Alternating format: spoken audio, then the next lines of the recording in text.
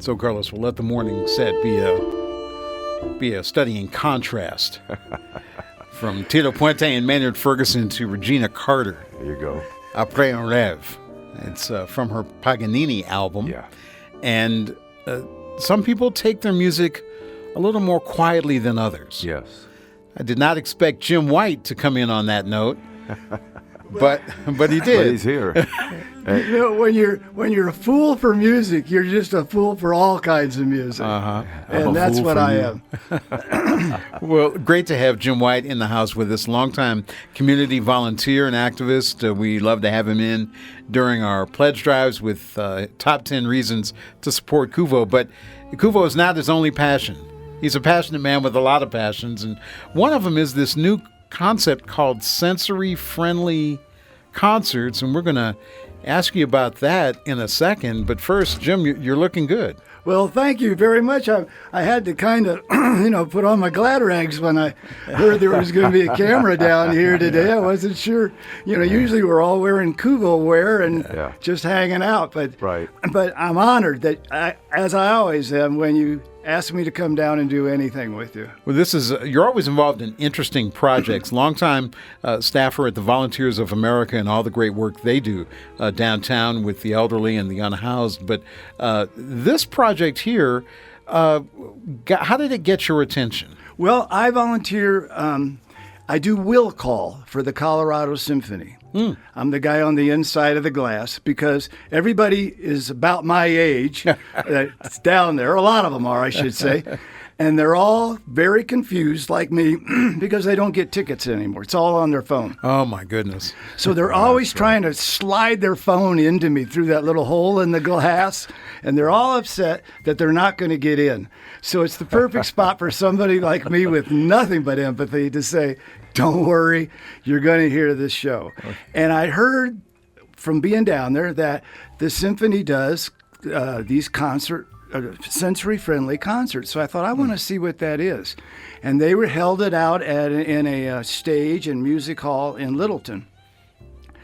And the audience, like all the audiences, really are a lot of people who are either autistic children or adults, entire families. IDD is the new buzz, but it's intellectual and developmental disabilities. Okay. Physical disabilities, learning disabilities, a lot of attention deficits, hyperactive behavior. And it's people who could never sit through a concert at Betcher Music Hall. Okay, concerts can be raucous, they can be loud, flashing lights, especially, it's like, everybody's turned up the technology. Right. Does this one kind of turn it down a little bit? It does turn it down a little bit. We keep the lights up so there's no darkness in the room. A lot of times we have a quiet area where even if this is too much, somebody can excuse themselves. Right. There's a real effort made, no percussion.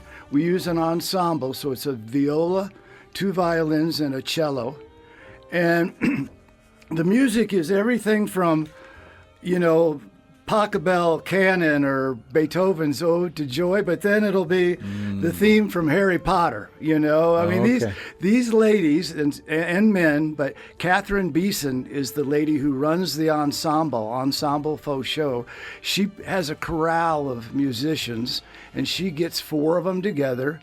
And I think the beauty of it is, even though people do sensory-friendly concerts around town, they involve the audience, this particular audience, going to a spot.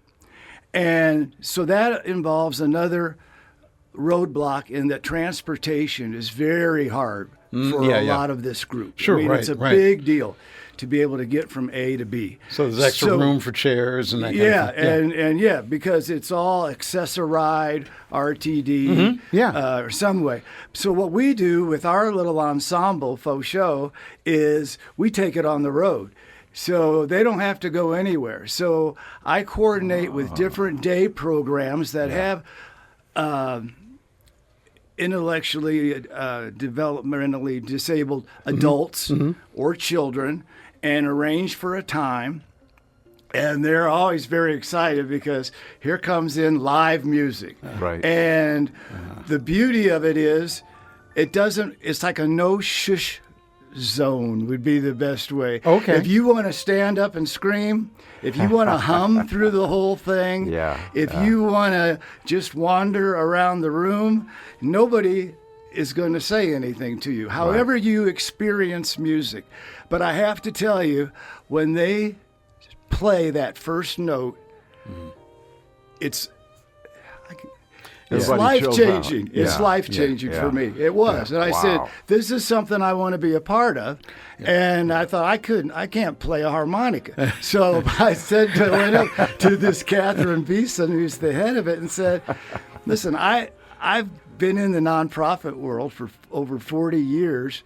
I know organizations that deal with the population you want. And how about if I am like your promoter and coordinator and set these up? I want to be the Barry Fay of sensory-friendly concerts. And so they're like, are you kidding? That's our hardest thing for us to find. So I invited a couple of donors that I knew from my days with Volunteers of America to come to one of these. And they were just hooked. And they said, what does this cost? So I went back and I worked out what is a fair rate for the musicians, because you guys, I know I'm preaching to the choir. If you can pay musicians, you need to pay musicians. Exactly. It's that simple. You can't ask them to do this for free. And how long has this program been going on? Oh, maybe 3 or 4 years. Okay. I've been doing it. I think probably the symphony's been doing theirs longer. That's in its infancy then. I mean, we're just getting started in this kind of thing. We hand out fidget toys and different manipulators, they're called, so that a lot of times people need to keep their hands busy while they're listening. Getting this music out to different audiences. Like you said, because they don't go to concerts typically, once they hear, when the bow hits the string and it starts up. And sometimes Catherine lets them come up and conduct.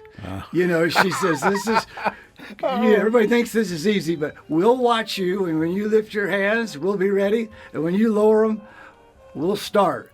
And so it's just a wonderful. You see everything there. You see it all. And the lights, and they never come down. Or it's 1,000 miles an hour. What are the other? And the lights are up. The lights are up. It doesn't matter how loud somebody is or any of the problems they might be having. She usually ends it with Copeland's Rodeo, because it's kind of got a Colorado theme to it, and they're encouraged to dance. Wow. Okay, let's do a recap, because we're running out of time. For those of you who just tuned in, you want to know what the heck are we talking about here, because it really is something pretty deep here. It is. And if you have questions, or if you have a child or a family member that you think would love to hear live music but you can't take them to Betcher, and really we've expanded.